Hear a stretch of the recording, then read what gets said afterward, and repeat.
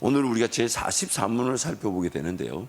이 44문은 이 내용을 먼저 살펴보기 전에 배경이 좀 중요합니다. 먼저 이 사도신경의 유래라고 볼 수 있죠. 사도신경에 지금 여러분 제가 설명한 게 더 중요합니다. 이제 좀 호흡이 맞을 때 됐다고 확신합니다. 지금 설명이 중요해요. 잘 들어보세요. 사도신경은 제일 첫 번째로 그것이 언제 어떻게 기록되었는지를 정확하게 알지 못합니다. 그러면 우리 성경도요, 진본은 하나도 없습니다. 성경은 모두 다 사본입니다. 사본이라는 말은 원래 그 원 진본이 있는 것을 누군가가 이렇게 옮겨 썼다는 것이죠. 그래서 이 성경의 모든 기록들은 당시 사도들이 살아있을 때에, 그 또 사도들의 전승을 들었던 속사도로, 예수님이 살아계셨을 때에 예수님의 음성을 들었던 사도들과 사도들의 직접적인 그 복음을 전해드렸던 그 속사도로 하는데, 사도 이후의 사도라고 하는데, 그런 1세기, 2세기, 3세기 때 이 예수님의 기록을, 예수님의 음성을 직접 들었던 사도들이 이것이 예수님의 음성, 즉 예수님의 말씀과 분명한 기록으로 인정받을 수 있다는 그 기록물들을 이렇게 모아온 것이 성경입니다. 그래서 그것을 나중에 초대 교부, 즉 교부란 말은 철치 파더라 그래서 우리 초대 교회 신앙의 이 기초를 정립한 그런 학자들, 그들을 통해서 성경이 인정을 받고 인정받은 성경을 캐논, 즉 정경이라고 부릅니다. 그리고 그것을 66권으로 확정되어져서 더 이상 그 성경에 더하지도 뺄 수도 없는 우리에게 주어진 말씀으로 우리가 받아들이고 있는 것이죠.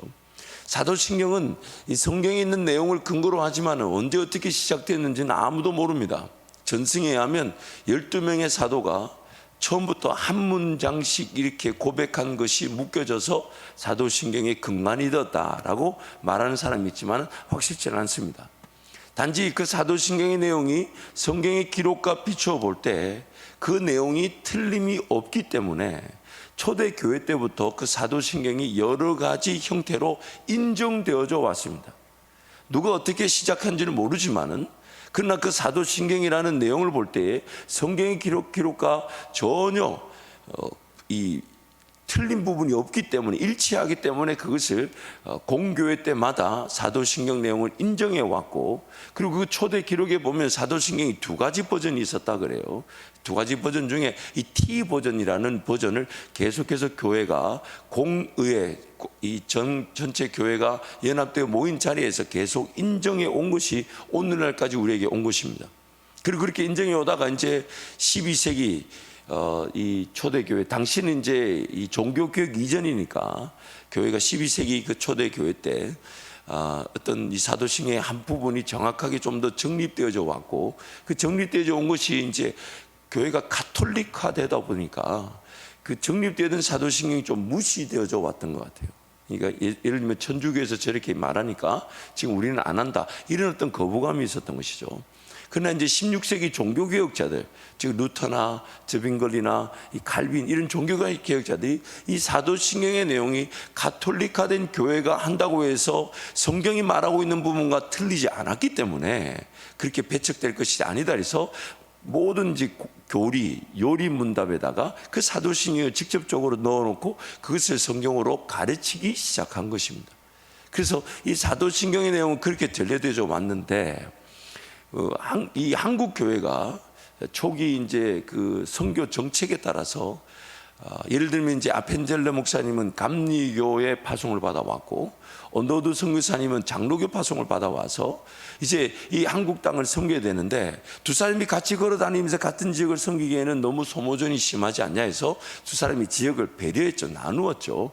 그래서 중부부터 위쪽으로는 이제 감리교 아펜젤러 선교사님의 선교 영역이 많았고, 언더우드 선교사는 저 밑에서부터 이제 남쪽에서부터 이렇게 올라왔던 그런 정책에 따라 남쪽이 아무래도 장로교 영향이 많고, 이 중부부터 북쪽까지 감리교 영향을 많이 받았었습니다. 어쨌든 그런 선교 정책에 따라서 이렇게 하다 보니까 이제 감리교와 장로교가 함께 이렇게 우리 한국 교회 안에 이제 교회를 자리 잡아왔는데, 교단은 다르지만 교파는 다르지만, 그러나 공교회, 즉 우리가 하나이지 않느냐 해서 공교회적 측면에서 어떤 정해놓은 것이 있는데, 그게 바로 한국교회 사도신경이 그때 정해지게 되었습니다. 그리고 한국교회 사도신경이 그때 공교회적인 측면, 즉 교단과 교파를 초월해서 함께 정하면서 그때 그 감리교회에서 사도신경을 정해 놓은 내용을 장로교회가 같이 채택하다 보니까 하이델베르그 요리문답이 기록될 당시에 사도신경의 원문에 나오는, 즉 오늘 우리가 43문에 다룰 음부, 즉 지옥에 내려가셨으며 라는 이 내용이 감리교회에서 이제 빼다 보니까 이 장로교가 그것을 수용해서 현재 우리 사도신경에는 이 음부에 내려가셨다라는 내용이 빠져 있습니다. 근데 작년에 우리 한국교회 장로교 교단 중에 이제 보수 교단으로 대표적인 교단 중에 한 교단인 고려신학대학원이라고 그러죠.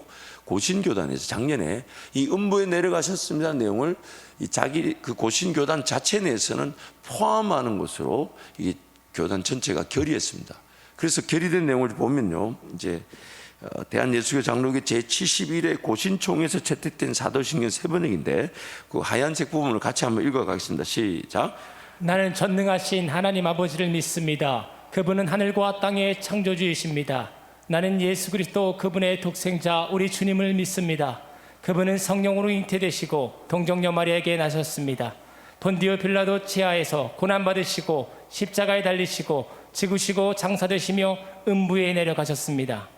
사흘 만에 죽은 자들로부터 부활하셨고 하늘에 오르셨고 전능하신 아버지 하나님 우편에 앉아 계시며 거기로부터 살아있는 자들과 죽은 자들을 심판하러 오실 것입니다. 나는 성령을 믿습니다. 거룩한 공경회와 성도의 교제와 죄사함과 몸의 부활과 영생을 믿습니다. 아멘. 장로교 대표적인 교단인 이 교신 측뿐만 아니라 우리가 속한 백석교단이든 또 다른 장로교 교단에서도 지금 이런 움직임들이 일어나고 있습니다.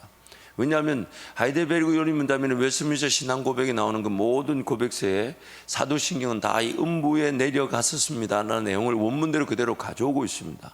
원래 라틴어 사도신경에는 이 내용이 그대로 들어가 있는데 우리나라가 이제 그 감리교와 장로교가 함께 이 사도신경을 채택할 때에 감리교에서 이미 음부에 내려가셨습니다. 이 부분을 빼버려서 장로교와 함께 그분을 인정해 준 것인데 감리교회는 왜 뺐을까? 제가 이렇게 거슬러 올라가 보니까 그것도 정확하게 아는 사람이 아무도 없어요. 단지 조금 이렇게 인정할 만한 추론은 당시 음부에 내려갔다는 내용이 그 당시에 종교 개혁이 일어났던 상황, 즉 가톨릭 교회에서 오용되고 있었습니다. 곡해되고 있었습니다. 즉 무슨 얘기냐면 이 로만 가톨릭에서도 예수님이 십자가 사건 전에 음부에 내려가셨습니다라는 그 시간적 해석, 이게 조금 어렵지만 여러분 제가 이렇게 표현하는 것은 차후에 여러분이 성경 공부할 때 다시 한번 구체적으로 다루겠지만 최선을 다해서 설명해 볼 테니까 안 어렵습니다. 쉽습니다. 들어보세요.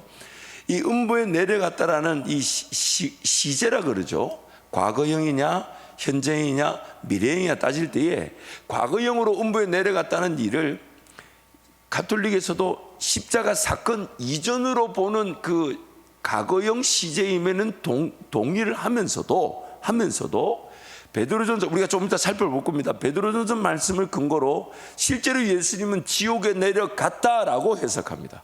그리고 이게 왜 문제가 되냐면 실제로 지옥에 근데 이게 앞뒤가 안 맞잖아요. 보세요. 십자가에 달려 죽기 전에 지옥에 내려갔다라는 그 과거형 시제에는 동의하면서도 십자가 사건 이후에 장사되셨는데 예수님은 지옥에 내려갔다. 그럼 언제 내려갔냐? 그 부분에 대해서는 자기네들도 잘 모른다 그래요. 가톨릭에서는. 그런데 그걸 왜 그렇게 해석하냐? 예수님이 지옥에 내려가셨기 때문에 지옥에 있는 자들에게도 복음이 전해질 기회가 있고 그들도 회개하고 돌아섰다. 소위 말하는 연옥설을 주장하는 거죠. 그런 어떤 가톨릭화된 이제 그 음부에 내려갔습니다. 이게 곡해가 되고 잘못 해석이 되다 보니까 당시 그 종교 개혁자들은 그럼에도 불구하고 제대로 해석하려고 했지만 존 웨슬리를 비롯한 존 웨슬리를 비롯한 그 감리 교회 지도자들은 그 잘못 이해되고 있는 그 부분을 아예 그냥 빼버린 거예요. 사실 그걸 뺀다 해서 큰 문제가 되지 않는다. 그러나 그걸 넣어놓으니까 계속 문제의 여지가 있지 않냐라고 그렇게 뺐던 것이죠. 그것이 감리교에서는 그렇게 채택되었던 것이 감리교 선교사인 아펜젤로 선교사님 우리나라 왔을 때 그 부분을 그대로 가르쳤고, 그렇게 가르쳐진 감리교회가 있고 그렇게 음부에 내려갔습니다. 그러니까 장로교회가 있다 보니까 감리교회 장로교회 함께 사도신경을 채택할 때에 그 오해의 소지가 있는 그 부분은 그럼 빼는 것이 더 좋지 않겠나라고 서로 동의가 되었었는데, 최근 들어서 우리 장로교단 안에서 이 부분은 원래 원문대로 돌아가야 한다는 이 운동이 일어나고 있고, 실제로 작년에 고신교단에서는 음부에 내려갔었습니다 내용이 포함되어졌다는 것입니다. 제가 말하면서 너무 설명을 잘한 것 같은 약간의 그런 자기 뭐라고 해야 될까요? 교만은 아니지만 어쨌든 여러분 이런 이 배경을 갖고 있습니다. 그런 배경을 가지고 하이델베르크는 음부에 내려가셨다는 내용이 포함되어 있다는 것을 이해하시고, 제44문 음부에 지옥에 내려가셨으며 라는 말이 왜 덧붙여져 있습니까? 내가 큰 고통과 중대한 시험을 당할 때에도 나의 주 예수 그리스도께서 나를 지옥의 두려움과 고통으로부터 구원하셨음을 확신하고 거기에서 풍성한 위로를 얻도록 하기 위함입니다. 그분은 그의 모든 고난을 통하여 특히 십자가에서 말할 수 없는 두려움과 아픔과 공포와 지옥의 고통을 친히 담당하심으로써 나의 구원을 이루셨습니다. 제44문 음부 지옥에 내려가셨으며 라는 말이 왜 덧붙여져 있습니까? 내가 큰 고통과 중대한 시험을 당할 때에도 나의 주 예수 그리스도께서 나를 지옥의 두려움과 고통으로부터 구원하셨음을 확신하고 거기에서 풍성한 위로를 얻도록 하기 위함입니다. 그분은 그의 모든 고난을 통하여 특히 십자가에서 말할 수 없는 두려움과 아픔과 공포와 지옥의 고통을 친히 담당하심으로써 나의 구원을 이루셨습니다. 아멘. 그래서 이제 구체적으로 살펴보겠지만은 잊지 마세요, 여러분. 우리는 죄의 문제를 하나님의 시선과 관점에서 다 볼 수 없는 죄인들입니다. 근데 하나님의 시선에는 이 죄의 문제가 어떤 문제가 있었냐면, 우리는 단지 우리 자신 혹은 눈에 보이는 수준이지만 하나님은 온 세상의 죄 그 자체를 예수 그리스도께 다 짊어지게 하셨어요. 보라, 하나님의 어린 양, 즉 온 세상 죄를 지고 가는 하나님의 어린 양이로다. 또한 예수 그리스도의 그 십자가 죽음을 포함한 그 모든 고난과 고통은 지옥에서 당하는 그 죄인들의 고통까지도 다 포함되어져 있었다는 것입니다. 그래서 오늘 우리에게 그게 소망이 된다는 거예요. 우리가 지옥 가서 당해야만 했던 영원 형벌의 그 고통과 고난을 예수님은 이 땅에서 십자가 지시 돌아가시 전에 모든 고난과 고통 속에 다 그것까지도 감당하셨다는 것입니다. 그래서 오늘 답을 두 가지 내용을 보면, 첫 번째는 구원 얻은 우리가 큰 시험을 당할 때에도 주 예수 그리스도께서 우리를 지옥의 두려움과 고통으로부터 구원하셨음을 확신하고 거기에서 풍성한 위로를 얻도록 하기 위함이다. 두 번째, 예수님의 모든 고난을 통하여 특히 십자가에서 말할 수 없는 두려움과 아픔과 공포와 지옥의 고통을 친히 당하심으로써 우리의 구원을 이루셨습니다. 우리는 내버려 두었으면 그 지옥 형벌을 당하는 죄인들인데, 그런데 예수님이 우리가 당해야 될 그 지옥 형벌까지도 고통 가운데 고난 가운데 다 당하시고 승리하셨다는 것입니다. 그래서 첫 번째, 구원 얻은 우리가 큰 시험을 당할 때에도 주 예수 그리스도께서 우리를 지옥의 두려움과 고통으로부터 구원하셨음을 확신하고 거기에서 풍성한 위로를 얻도록 하기 위함이다. 우리 말씀 함께 선포하겠습니다. 그가 찔림은 우리의 허물로 인함이요 그가 상함은 우리의 죄악을 인함이라. 그가 징계를 받음으로 우리가 평화를 누리고 그가 채찍에 맞음으로 우리가 나음을 입었도다. 두 번째로, 예수님의 모든 고난을 통하여 특히 십자가에서 말할 수 없는 두려움과 아픔과 공포와 지옥의 고통을 친히 당하심으로써 우리의 구원을 이루셨습니다. 시편 말씀부터 함께 선포합니다. 음부의 줄이 나를 두르고 사망의 올무가 내게 이르렀도다. 내가 환난에서 여호와께 아뢰며 나의 하나님께 부르짖었더니 저가 그 전에서 내 소리를 들으시며 그 앞에서 나의 부르짖음이 그 귀에 들렸도다. 사망의 줄이 나를 두르고 음부의 고통이 내게 미치므로 내가 환난과 슬픔을 만났을 때에 이에 말씀하시되 내 마음이 심히 고민하여 죽게 되었으니 너희는 여기 머물러 나와 함께 깨어 있으라 하시고, 제9시쯤에 예수께서 크게 소리질러 가라사대 엘리 엘리 라마 사막다니 하시니 이는 곧 나의 하나님 나의 하나님 어찌하여 나를 버리셨나이까 하는 뜻이라. 그는 육체에 계실 때 자기를 죽음에서 능히 구원하실 이에게 심한 통곡과 눈물로 간구와 소원을 올렸고 그의 경유하심으로 인하여 들으심을 얻었느니라. 아멘. 그래서 이 음부에 내려가셨다, 이것에 대한 어떤 오해가 있냐면, 우르시누스의 그 글을 소개해 볼게요. 어떤 이들은 그리스도의 영혼이 지옥에 내려가신 것이 고난을 당하기 위함도 조상들을 해방시키기 위함도 아니었고 그의 승리를 바퀴 드러내시고 마귀들을 공포에 질리게 하시기 위함이었다고 믿기도 한다. 그러나 성경은 어디에서도 그리스도께서 그런 목적으로 지옥에 내려가셨음을 증언하지 않는다.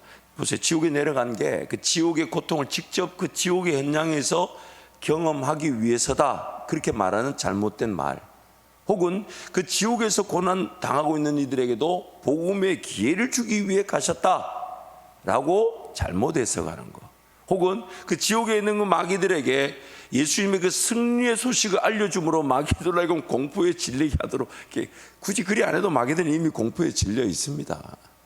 다 이게 잘못된 해석이라는 거예요. 왜 잘못됐냐? 이 배경이, 그들이 잘못 해석하는 배경된 구절이 있는데, 베드로전서 3장 19절 20절 말씀 우리 함께 선포하겠습니다. 그가 또한 영으로 가서 옥에 있는 영들에게 선포하시니라. 그들은 전에 노아의 날 방주를 준비할 동안 하나님이 오래 참고 기다리실 때 복종하지 아니하던 자들이라. 방주에서 물로 말미암아 구원을 얻은 자가 몇 명뿐이니 겨우 8명이라. 지금 영으로 옥에 있는 자들, 그 옥에 있는 자들을 다름 아닌 그 지옥에 있는 자들이라고 이제 해석을 하는 거예요. 그리고 그 사람들은 누구였냐? 노아 때에 순종하지 않고 거기에 갇힌 자들, 이렇게 표현하는 거예요. 그리고 이제 그 자들에게도 복음을 전해주러 가셨다, 이렇게 오해하는 거예요. 근데 이게 잘못되었다는 거예요. 왜 그러냐면, 제가 우르시누스의 해설을 한번 소개할게요. 예수께서 영으로는 하는 그의 신성으로라는 뜻이요, 지금 옥에 있는 영들이란 지옥에 있는 자들을 뜻한다. 노아의 날 방주를 준비하던 때 홍수 전에 복종하지 아니하던 자들이다. 그 당시에 그들이 복종하지 않았다.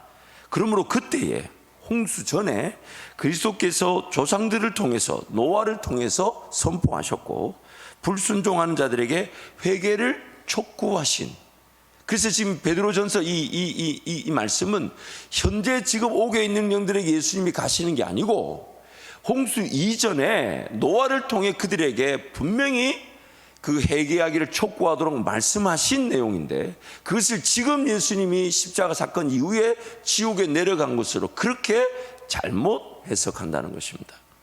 그래서 좀 더 구체적으로 이유를 한번 들어볼게요. 우르시누스의 글을 제가 한번 다 정리해 보면 이런 내용인데, 예수님이 무슨 고난을 당하실 목적이나 조상들을 해방시키기 위하여 지옥에 내려가신 것은 아니다. 왜냐하면 십자가에 달리실 때 이미 다 이룰 일이 남은 게 아니라 다 이루었다라고 말씀하셨잖아요. 십자가에 다 이루셨는데 또 지옥에 가서 할 일이 있는 게 아니잖아요. 다 십자가에서 다 이루셨다. 심지어 로마서 9장 말씀 뭐랍니까? 한 번 죽는 것은 사람에게 정하신 것이, 그 위에 뭐가 있다고요? 심판이 있는데, 죽고 난 다음에 심판에 가 있는 자들에게 무슨 기회가 있냐 이 말이에요. 성경이 말하는 그 내용이 맞지가 않다는 거예요. 그래서 예수님은 죽음 자체는 심판이며 그 외에는 더 이상 기회가 없다는 거예요. 그리고 예수님이 죽기 직전에 뭐라고 얘기하셨냐? 다 이루었다라고 하셨다는 거예요. 그래서 예수님은 땅 위에서 죄인들을 위하여 고난당하심으로 이 일을 이루셨지, 그분의 몸이나 영혼이 지옥에 내려가심으로써 이 일을 이루신 것이 아닙니다. 두 번째, 구원 얻을 신앙의 조상들이 지옥에 있지 않았습니다. 왜냐하면 의로운 자들의 영혼은 하나님의 손에 있으며 고통을 당하지 않습니다. 하나님이 구원하실 자들이 지옥에 가 있지 않는다는 거예요. 하나님 손에. 왜 누가복음 보면 거지 나사로와 거지 나사로와 부자 얘기가 나오지 않습니까? 거지 나사로는 죽자마자 누구 품에 있다고요? 아브라함 품에 있다고 하지 않습니까? 그러므로 죽고 나면 그 지옥 형벌이 시작되는 것이고, 죽고 나면 하나님의 자녀들은 하나님의 품에 거하는 것이지, 구원받을 자들이 지옥에 가 있지 않는다는 거예요. 심판당한 자리에 있지 않는다는 겁니다. 그렇다면 그리스도께서 지옥에 내려가셨다는 것은 무슨 의미인가? 이게 이제 오늘 그럼 우리는 어떻게 받아들여야 되는가? 첫 번째는 이는 버림받은 자들이 현세와 내세에서 당하는 극한 고통과 고뇌를 그리스도께서 그의 영혼으로 친히 당하셨음을 의미한다. 오늘 우리가 죄인이었잖아요. 우리는 이미 지옥 갔어야만 했던 죄인이었지 않습니까? 그래서 우리는 이 땅에서도 그 죄인으로 당하는 고통이 있어요. 죄의 지배로 인하여 당하는 고통이 있는데, 또한 우리는 내버려 두었으면 그 내세, 즉 죽고 난 다음에 지옥 가서도 당할 고통을 당해야만 했던 자들인데, 예수님이 이 땅에서의 고통뿐만 아니라 우리가 내세 죽고 나서 지옥 가서 당할 형벌도 고통도 다 당하셨다는 겁니다. 이게 우리에게 위로가 된다는 거예요. 그러므로 어떤 고통과 고난도 예수님이 모르시지 않고 우리를 건져내어 주시는 것입니다. 또한 두 번째, 그리스도께서 그의 고난의 전 과정에서 크고도 극심한 치욕을 당하셨음을 의미한다는 겁니다. 그래서 이 부분을 세 부분으로 정리하는데, 그리스도께서는 우리의 몸만이 아니라 우리의 영혼도 구속하셔야 했다. 그러므로 그가 몸으로만이 아니라 영혼으로도 고난을 당하시는 것이 합당했다. 또한 그리스도께서는 우리를 지옥의 고뇌와 고통에서 구원하셔야 했다. 그러므로 그분이 이것들, 지옥의 고뇌와 고통을 영혼으로 당하는 것이 합당했다. 세 번째, 영혼의 극심한 고통과 고뇌를, 이것이 그분의 고난 가운데 가장 무거운 부분이었다면, 사도신경이 주목하지 않는다면 그건 역시 합당치 못하다. 그 음부의 고통, 지옥의 고통, 어쩌면 예수님의 십자가 고통 중에 가장 무거운 부분이었을 것인데, 그럼 그 무거운 부분을 사도신경에서 빼놓을 수는 없다. 그렇게 포함시켜 놨다는 거예요. 시편 우리 11편 3절 4절 함께 선포합니다. 사망의 줄이 나를 두르고 수월의 고통이 내게 이름으로 내가 환난과 슬픔을 만났을 때 내가 여호와의 이름으로 기도하기를 여호와여 주께 구하오니 내 영혼을 건지소서 하였도다. 사망의 줄 수월, 특히 이 수월이란 말은 다른 말로 지옥입니다. 예수 그리스도께서 당할 일에 대해서 이 시편 기자가 미리 예언하듯 예수 그리스도의 고통을 우리에게 말씀해 주고 있는 것이. 또한 사무엘상 2장 6절 말씀 함께 선포합니다. 여호와는 죽이기도 하시고 살리기도 하시며 스올에 내려가기도 하시고 거기에서 올리기도 하시는도다. 수월에 내리기도 하신다. 이 한나의 기도를 통해서 이 땅에 우리의 죄인들이 당해야만 하는 지옥, 그 수월의 고통, 그러나 그것을 예수님이 당하실 것에 대한 예언적 기도가 우리에게 지금 전해지고 있는 것입니다. 그래서 마지막으로 결론을 이 우르순의 글로 소개하면요, 그러므로 그리스도께서 지옥에 내려가셨다는 것을 믿는 것은 곧 그분이 그의 영혼으로 지옥의 고뇌와 고통들을 우리를 위해 당하셨고, 또한 불경한 자들이 당하는 극심한 치욕을 우리가 지옥에서 당하지 않도록 하시며, 모든 마귀들과 유괴된 자들이 영원토록 지옥에서 당할 그 모든 고통과 고뇌를 당하지 않도록 하시고, 오히려 그 반대로 우리가 그와 더불어 하늘에 올라가 거기서 그와 함께 크나큰 복락과 영광을 영원토록 누리게 하셨다는 것을 믿는 것이다. 이것이 그리스도 지옥 강화의 열매요, 이 종목이 주는 유익이다. 저는 이렇게 준비하면서 제 마음에 분명한 확신이 하나 있었어요. 예수님은 참 사람, 참 하나님이시면서 참 사람이셨죠. 그렇다면 그 의인이 지옥에 내려갈 이유가 없습니다. 내려가서는 안 되는 거죠. 왜냐하면 지옥은 죄인들이 심판받아 가는 곳이기 때문에 그 지옥 형벌을 우리를 위해 이 십자가 죽기 전에 그 모든 고통과 고난 속에 지옥 형벌까지 당하시는, 영원히 당하시는 고통까지 당하셨던 것이지 지옥에 실질적으로 내려가신 게 아니라는 것입니다. 그리고 그 음부에 내려가셨다는 말은 음부의 고통에까지 이르셨다, 이렇게 해석되어지는 것이 더 건강하다는 것입니다. 그래서 오늘 우리가 당하는 모든 삶의 자리, 우리 예수님 모르시지 않습니다. 우리처럼 혈과 육을 가지시면서 심지어 우리가 보지 못했던 그 부분의 제약의 형벌, 지옥 형벌까지도 예수님은 다 당하셨어요. 우리가 그런 위로를 받도록 하기 위해서. 그래서 날마다 주님과 동행하며 주의 영광을 보시기를, 무엇보다 주의 위로와 평안 가운데 걸어가시는 모든 성도들이 되시기를 축복합니다. 아멘. 우리 함께 찬양하겠습니다.